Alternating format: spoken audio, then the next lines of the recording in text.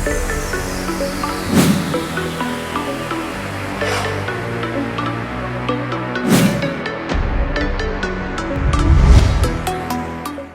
నటుడు శ్రీకాంత్ తనయుడు రోషన్ మేకా హీరోగా నటించిన ఛాంపియన్ చిత్రం 1947-48 కాలం నాటి చారిత్రక నేపథ్యంలో సాగే స్పోర్ట్స్ డ్రామా మూవీ ఛాంపియన్. దర్శకత్వం కథ. ఈ చిత్రాన్ని ప్రదీప్ అద్వైతం దర్శకత్వం వహించారు. ఇది కేవలం ఒక స్పోర్ట్స్ మూవీ మాత్రమే కాకుండా తెలంగాణ గడ్డపై జరిగిన బైరాన్పల్లి రజాకార్ల వ్యతిరేక పోరాటాన్ని, ఫుట్బాల్ క్రీడను ముడిపెడుతూ తీసిన ఒక పీరియాడిక్ సోషల్ యాక్షన్ డ్రామా. స్వప్న సినిమాస్, జీ స్టూడియోస్ సంయుక్తంగా ఈ భారీ బడ్జెట్ చిత్రాన్ని సుమారు 45 కోట్ల వ్యయంతో నిర్మించాయి. మలయాళ నటి అనస్వర రాజన్ ఈ చిత్రంతో తెలుగులో అరంగేట్రం చేసింది.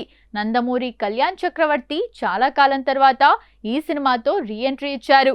దుల్కర్ సల్మాన్, ప్రకాష్ రాజ్, విజయ్ సేతుపతి వంటి ప్రముఖులు కూడా ఇందులో కీలక పాత్రల్లో మెరిశారు. Periodic look. 1940ల కాలం నాటి సికింద్రాబాద్, బైరాన్పల్లి వాతావరణాన్ని కళ్లకు కట్టేందుకు హైదరాబాద్ పరిసర ప్రాంతాల్లో భారీ సెట్లను వేశారు. ఆర్ట్ డైరెక్టర్ల బృందం పాతకాలపు బేకరీ, ఫుట్బాల్ స్టేడియంలను పునర్నిర్మించారు. సినిమాటోగ్రఫీ. ప్రముఖ కెమెరామెన్ ఆర్ మది విజువల్స్ అందించారు. ముఖ్యంగా యాక్షన్, ఫుట్బాల్ మ్యాచ్ సన్నివేశాలను చాలా న్యాచురల్ గా చిత్రీకరించారు. మిక్కీ జే మేయర్ ఈ చిత్రానికి సంగీతం అందించగా, గిరగిర గింగిరాగిరే సాంగ్ షూటింగ్ సమయంలో రోషన్ డాన్స్ స్టెప్పులు అందరినీ ఆకట్టుకున్నాయి. ఆ కాలం నాటి వాతావరణాన్ని చూపించడానికి అధిక ప్రాధాన్యత ఇచ్చారు. అయితే కొన్ని యుద్ధ సన్నివేశాల్లో విఎఫ్ఎక్స్ నాణ్యతపై మిశ్రమ స్పందనలు వచ్చాయి.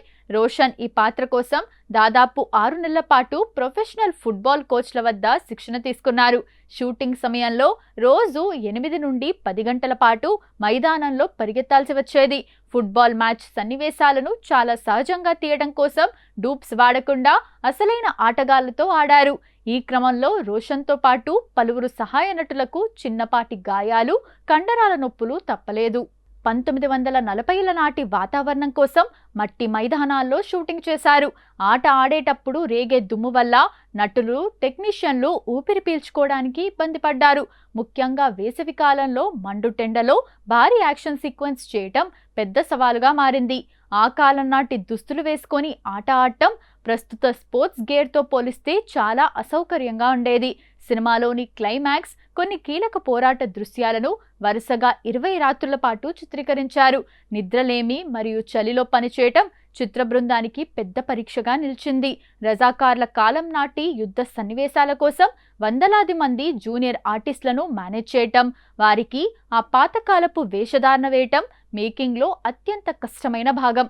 పీరియాడిక్ సినిమా కావటం వల్ల చిన్న పొరపాటు జరిగినా మళ్ళీ రీషూట్ చేయటం ఖర్చుతో కూడుకున్న పని. అందుకే దర్శకుడు ప్రదీప్ అద్వైతం ప్రతి చిన్న విషయాన్ని జాగ్రత్తగా చూసుకోవడం వల్ల షూటింగ్ షెడ్యూల్స్ చాలా కాలం సాగాయి. ఇది టీం మొత్తానికి కొంత ఒత్తిడిని కలిగించింది.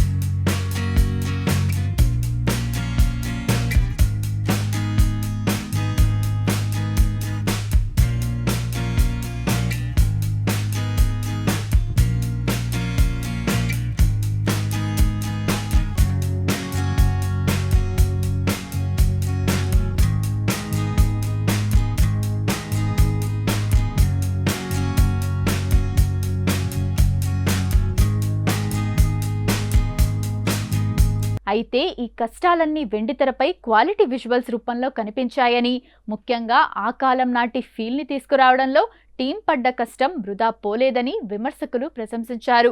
1940ల నాటి సూట్లు మరియు పాతకాలపు దుస్తులు ధరించి షూటింగ్ చేయడం అంటే అది కేవలం ఫ్యాషన్ మాత్రమే కాదు, నటులకు అదొక పెద్ద భౌతిక పరీక్ష. ఛాంపియన్ వంటి పీరియాడిక్ సినిమాల్లో నటులు ఎదుర్కొన్న అసలు కష్టాలు ఇవే.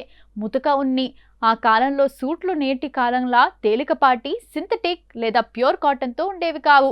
అవి ఎక్కువగా మందపాటి ఉన్ని లేదా ట్వీడ్ మెటీరియల్తో ఉండేవి. ఒక్కో సూట్ బరువు చాలా ఎక్కువగా ఉంటుంది.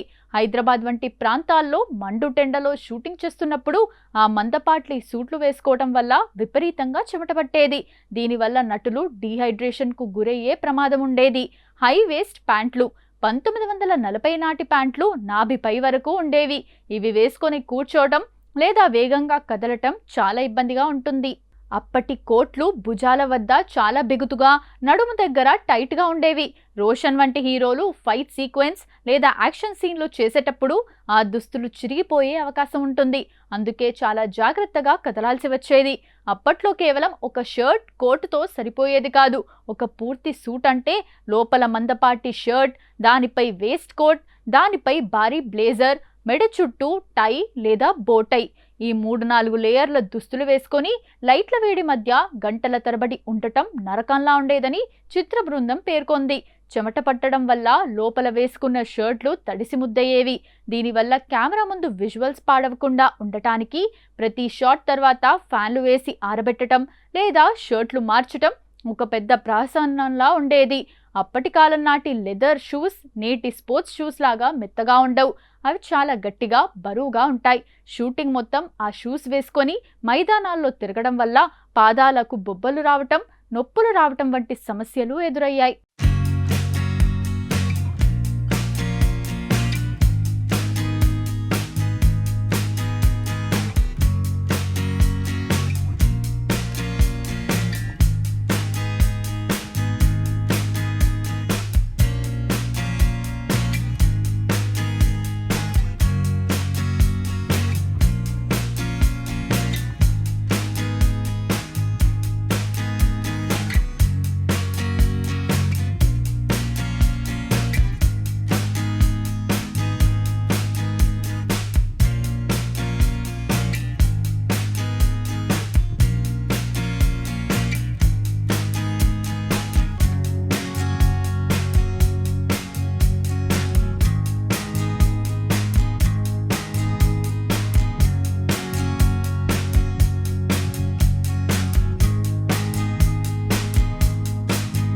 వెండితెరపై ఆ వింటేజ్ లుక్ స్టైలిష్ గా కనిపించినప్పటికీ ఆ పాతకాలపు జెంటిల్మెన్ అవతారం వెనుక నటులు పడ్డ శ్రమ వర్ణనాతీతం.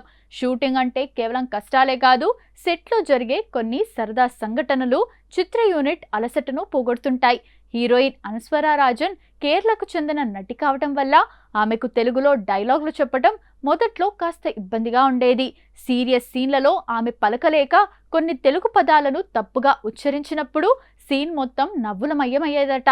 రోషన్ ఆమెకు తెలుగు నేర్పిస్తూ ఆమెతో గమ్మత్తైన పదాలు చెప్పిస్తూ సెట్లో అందరినీ నవ్వించేవారట. 1940ల నాటి పాతకాలపు సైకిళ్లను షూటింగ్లో వాడారు. ఆ సైకిళ్లకు ఇప్పటి వాటిలా గేర్లు లేదా స్మూత్ బ్రేకులు ఉండవు. ఒక సీన్లో రోషన్ వేగంగా సైకిల్ తొక్కుకుంటూ రావాలి, కానీ బ్రేకులు సరిగ్గా పడక పక్కనే ఉన్న గడ్డివాములో దూసుకెళ్లారట. ఆ సమయంలో యూనిట్ మొత్తం భయపడినా ఆ తర్వాత రోషన్ లుక్ చూసి అందరూ నవ్వుకున్నారట. షూటింగ్ విరామ సమయంలో రోషన్, సినిమాలోని ఇతర క్రీడాకారులు కలిసి సరదాగా ఫుట్బాల్ ఆడేవారు. అది ఎంతవరకు వెళ్ళిందంటే టీం మధ్య ఆఫ్ స్క్రీన్ టోర్నమెంట్లు కూడా జరిగాయి. డైరెక్టర్ ప్రదీప్ అద్వైతం విజిల్ వేసి ఆ ఆటను ఆపే వరకు ఎవరూ వినేవారు కాదట. పీరియాడిక్ గెటప్స్లో ఉన్నప్పుడు యూనిట్ సభ్యులంతా సెల్ఫీలు తీసుకోవడానికి పోటీ పడేవారట. 1940ల నాటి కోట్లు, పాతకాలపు గడియారాలు ధరించి చేతిలో లేటెస్ట్ ఐఫోన్లు పట్టుకొని ఫోటోలు దిగుతుంటే అది చూడ్డానికి టైం ట్రావెల్ చేసినట్లుగా చాలా విచిత్రంగా, సరదాగా ఉండేదని చిత్ర బృందం గుర్తు చేసుకుంది. షూటింగ్ తెలంగాణ పల్లెటూరి నేపథ్యంలో సాగడం వల్ల సెట్లోకి స్థానిక వంటకాలు వచ్చేవి. ముఖ్యంగా తెలంగాణ నాటుకోడి కూర విందులు జరిగినప్పుడు అందరూ ఆ సూట్లు, భారీ దుస్తులు వేసుకుని భోజనానికి కూర్చునేవారట. ఆ డ్రెస్సుల మీద కూర పడకుండా పడే తిప్పలు చూసి జూనియర్ ఆర్టిస్టులు కూడా తెగ నవ్వుకునేవారట.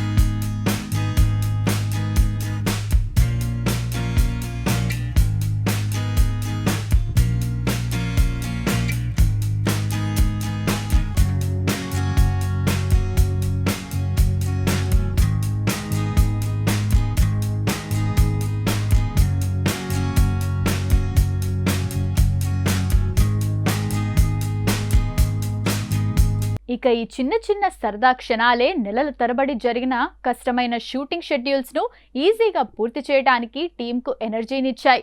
దాదాపు 2 ఏళ్ల పాటు ఈ ప్రాజెక్ట్ మీద వర్క్ చేయడం వల్ల చివరి రోజు షూటింగ్ అప్పుడు టీం అంతా చాలా ఎమోషనల్ అయ్యారు. ముఖ్యంగా రోషన్ ఆ కాలం నాటి మైఖేల్ పాత్ర నుంచి బయటకు రావడానికి కొన్ని రోజులు పట్టిందని ఒక ఇంటర్వ్యూలో చెప్పారు. ఆ పాతకాలపు షూస్, డ్రెస్సులు అలవాటైపోయి సాధారణ దుస్తులు వేసుకోవటం వింతగా అనిపించిందట. సాధారణంగా పీరియాడిక్ సినిమాల షూటింగ్ అయిపోయాక నటులు తమ పాత్రలకు సంబంధించిన ఏదో ఒక వస్తువును జ్ఞాపకంగా ఉంచుకుంటారు. రోషన్ తాను వాడిన పాతకాలపు ఫుట్బాల్ను మరియు ఒక వింటేజ్ వాచ్ను మెమెంటోగా తీసుకున్నారట. అనస్వర రాజన్ తను సినిమాలో వాడిన కొన్ని సాంప్రదాయ ఆభరణాలను గుర్తుగా ఉంచుకుంది. సినిమా రిలీజ్ సమయంలో టీం అంతా కలిసి కాలేజ్లకు వెళ్లి ఫుట్బాల్ ఆడుతూ ప్రమోట్ చేయటం యువతను బాగా ఆకట్టుకుంది. షూటింగ్ కష్టాల గురించి చెప్తూనే ఆ కష్టం వెండితెరపై ఒక అద్భుతమైన అనుభవాన్ని ఇస్తుందని టీం ధీమా వ్యక్తం చేసింది. సినిమా విడుదలయ్యాక బాక్సాఫీస్ వద్ద ఫలితం ఎలా ఉన్నా తెలుగు సినిమాల్లో ఒక పీరియాడిక్ స్పోర్ట్స్ డ్రామాను ఇంత క్వాలిటీతో తీసినందుకు టెక్నీషియన్లకు మంచి పేరు వచ్చింది.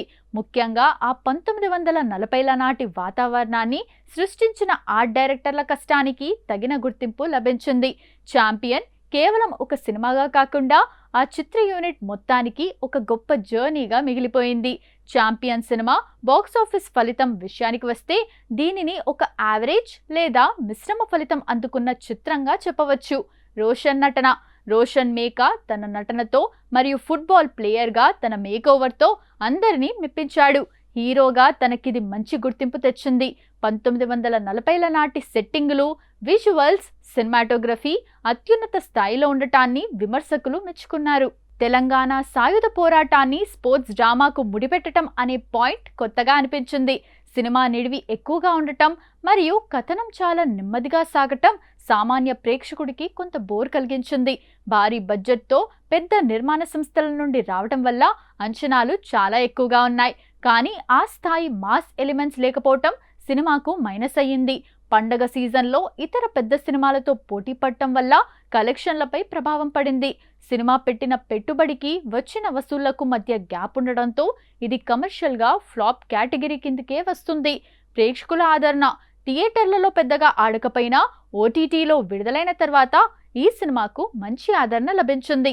మేకింగ్ క్వాలిటీని చూసి చాలా మంది ఇది అండర్ రేటెడ్ మూవీ అని ప్రశంసించారు.